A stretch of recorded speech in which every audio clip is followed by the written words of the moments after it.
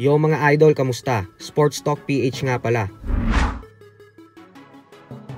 Ang pagkasilat ng undefeated, pag-usapan natin yan mga idol. Ngunit bago ang lahat ay huwag kakalimutang mag-subscribe at i-click ang notification bell button for more sports talk.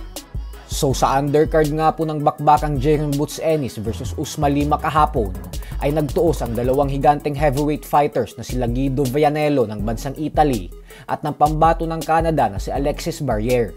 Sa laban na ito ay inaasahan ng lahat na mananalo si Alexis dahil may napakalinis itong undefeated record na 12 wins with 10 knockouts at walang talo, habang si Vianello naman ay nanggagaling sa 2 talo sa huling 3 laban niya.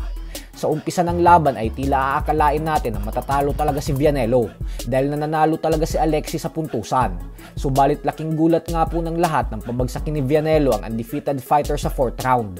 Hanggang sa pagpasok ng round 5 ay muli niya ulit itong pinatumba hanggang sa tuluyan niya nang nakuha ang tagumpay via 5th round knockout. Dahil sa panalong ito ni Vianello ay umabante na ang kanyang record ngayon sa 14 wins with 12 knockouts sa 3 talo. Sa edad na 31 years old ay desidido pa rin po siya na masungkit ang kanyang pangarap na maging isang world champion balang araw. Kaya naman bago umano siya maging kampiyon ay kailangan niya munang patunayan na isa talaga siyang world championship level fighter. At dahil dyan ay lakas loob na po nitong hinamon ang former unified heavyweight champion and British boxing superstar na si Anthony Joshua. Handa daw siyang dumayo sa baluarte ni Joshua para lamang labanan ito. Si Joshua daw kasi ang kailangan niyang pangalan na talunin upang mapansin siya ng mga tao at mabigyan ng world title fight. Sa kasalukuyan po ay wala pang sagot si Joshua sa hamon ng Italyano. Sa kabilang banda naman mga idol ay habang naghahanda nga po ang YouTuber boxer na si Jake Paul para sa kanyang nalalapit na exhibition fight kontra sa undefeated WBA lightweight champion Gervonta Tank Davis ay ibinunyag nga po nito sa kanyang interview na sa katunayan umano ay hinamon din siya ng ating pambansang kamao Manny Pacquiao na maglaban. Subalit hindi niya daw pinatulan si Pacquiao kasi isang suntok lang umano ang kakailanganin niya para tapusin ang laban dahil knockout daw agad ang sasapitin ng 8th Division World Champion sa kanya. Paliwanag ni Jake Paul na alam niya naman daw na may mga fighters na malakas pa rin sa edad na 40 hanggang 50 anyos. Pero hindi daw ganun si Pacquiao kasi mahina na umano ito ngayon. Dahilan kung bakit hindi daw siya interesado na labanan ng ating pambansang kamao.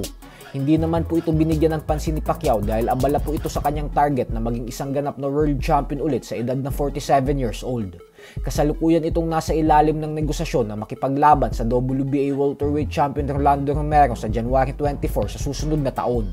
Bukod dyan ay hinamon din si Pacman ng mga bigating fighters ngayon kagaya nila Ryan Garcia, Teofimo Lopez at Brian Norman Jr. Habang si Jake Paul naman ay abala sa paggawa ng exhibition fight kontra sa mga fighters na sobrang dehado sa kanya dahil masyado itong nanggugulang. Kung hindi matanda ang lalabanan niya ay maliliit na fighters naman. Isang beses lang po itong sumubok na lumaban sa kasing laki niya at isang tunay na boksingero at sa kasamaang palad ay natalo ito sa kamay ni Tommy Fury. So hanggang dito na lang po muna tayo mga idol. Sports Talk PH, kakaiba ang laban ng mga Pinoy.